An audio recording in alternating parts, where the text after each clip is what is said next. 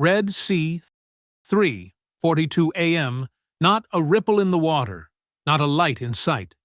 The aircraft carrier USS Dwight D. Eisenhower, Ike, silently sliced through the disputed waters, leading a formidable strike group that included destroyers, cruisers, supply ships, and attack submarines.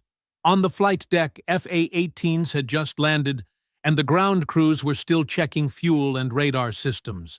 A peaceful night, truly the calm before the storm. And then the siren blared. The radar on the USS Gravely flickered to life. A high-speed, unidentified signal was coming in from the west, toward the coast of Yemen. There was no warning from satellites, no prior signals from reconnaissance drones. Everything unfolded in less than 20 seconds. The Houthis had just opened fire. And this time, the target was not a radar installation or a supply ship. They were aiming straight for the heart of the U.S. Navy, an aircraft carrier. The combat orders were issued immediately. On the command deck, the lights turned red, the color indicating a Level 1 combat readiness status. The CIWS anti-aircraft guns began to rotate, locking onto targets in the darkness. In the air, the Aegis system deployed an electronic net scanning and countering with high-frequency radar from the escort area behind two SM-2 surface-to-air missiles launched straight into the sky, creating two bright trails that pierced through the darkness. 13 flying objects were detected, 8 kamikaze drones, and 5 anti-ship missiles. The Houthis unleashed their entire remaining stock of long-range weapons in the western region of Yemen. It was an all-or-nothing move, a strike against the symbol of American military power. But what they are up against is not a soft target. It is a fleet designed to operate in the heart of danger under the pressure of missiles, drones, and coastal artillery. It is a complex system of defense where each strike will be detected, locked on, and neutralized before it gets close enough to cause damage. In the sky, 2 FA-18s patrolling the edge of the formation immediately responded. Under the dim light from the sea, they rushed toward the source of the threat.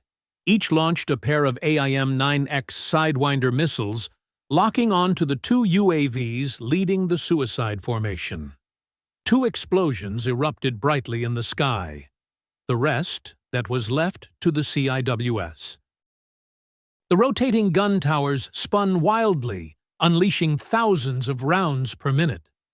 The roar of gunfire filled the air as streams of fiery bullets tore through it. One UAV was sliced in half. A missile spun sideways, lost control, and plummeted into the ocean. The entire attacking formation was wiped out in just 27 seconds.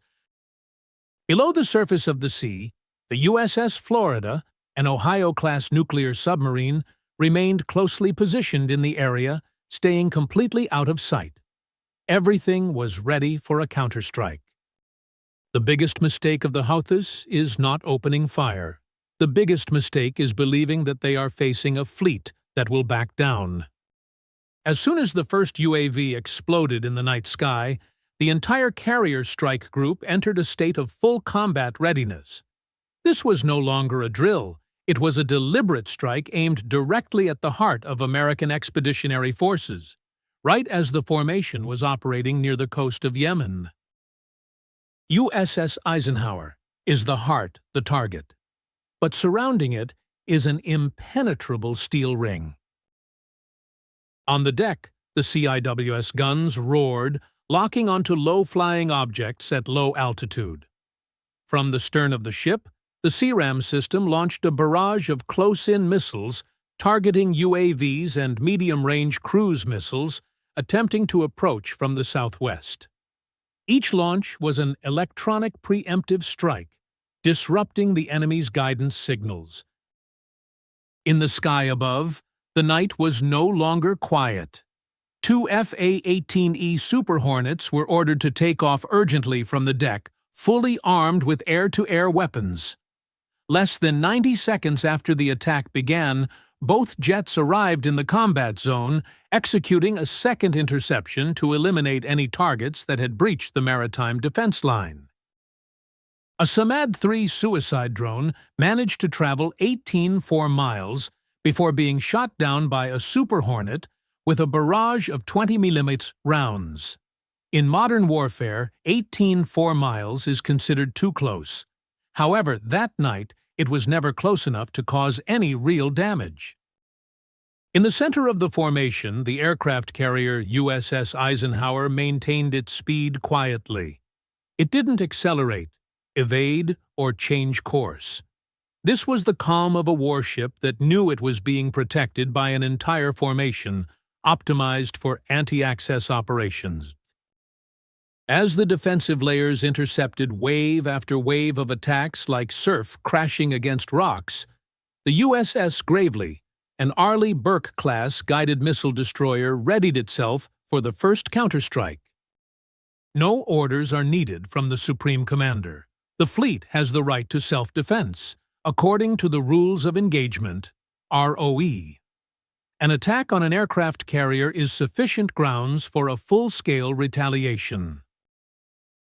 On the tactical radar screen, the location of the Houthi missile launch site has been identified, an area outside the port of Al-Hudaydah.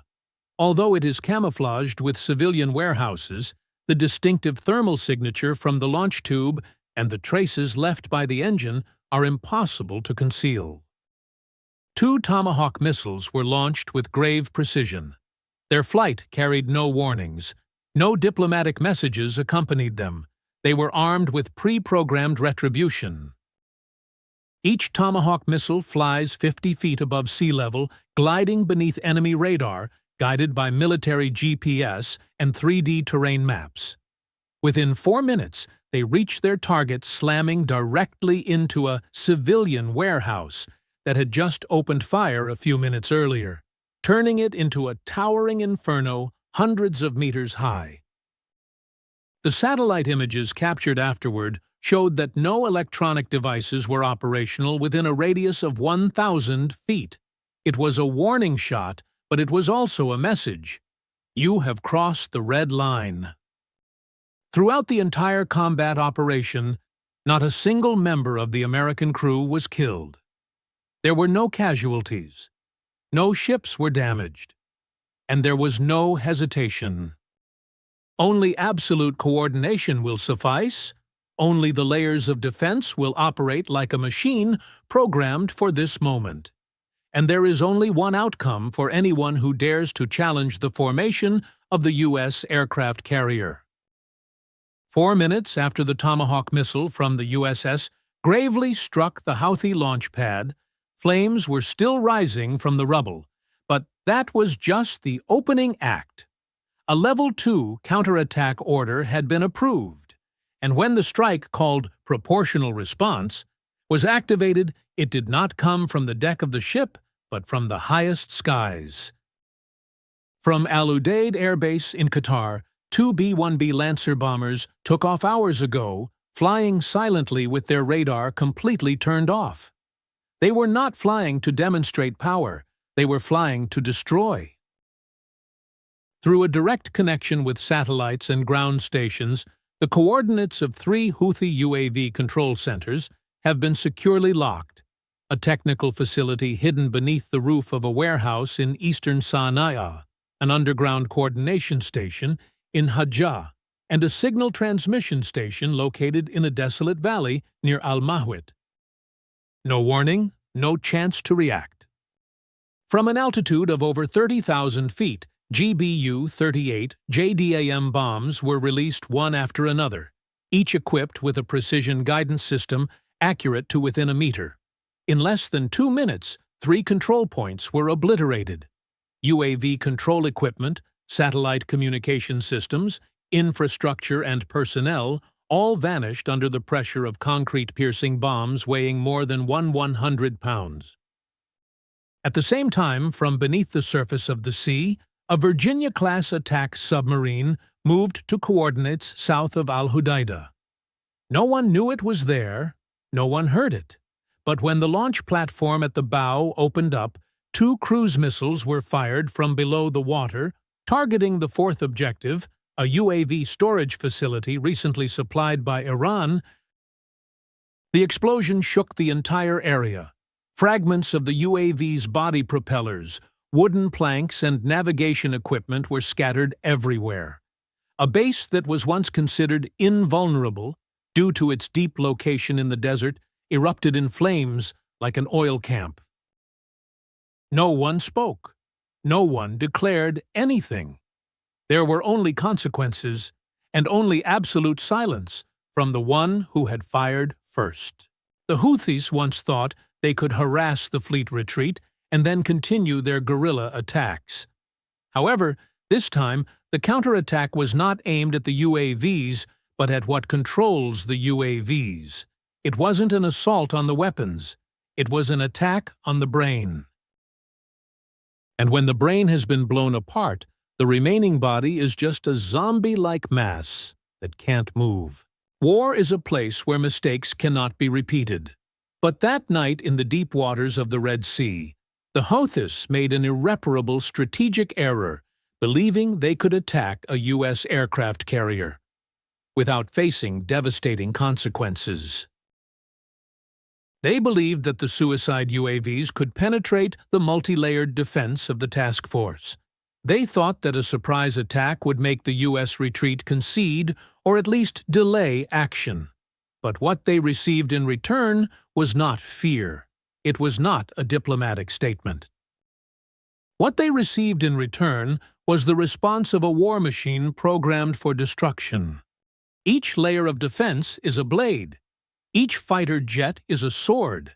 And each Tomahawk missile, each JDAM bomb dropped, is a statement that needs no translation. We are not playing defense. We are eliminating the threat at its source. In American military strategy, there is an unwritten principle: aircraft carriers are inviolable. They are not just warships. They are symbols, centers of power, and the backbone of global deployment strategy. Touching it means you've crossed the final red line. And when that limit is crossed, all moderate options are taken off the table. That night, the Houthis attempted to provoke a giant. They had no idea that the counterpunch would not come from a single fighter, but from the entire steel framework of a team trained for one purpose: to finish off the opponent before they could retreat. You can spread propaganda, you can launch missiles, you can create a few seconds of chaos, but when you choose to target an American aircraft carrier directly, you've just written your name on the list of targets that need to be eliminated.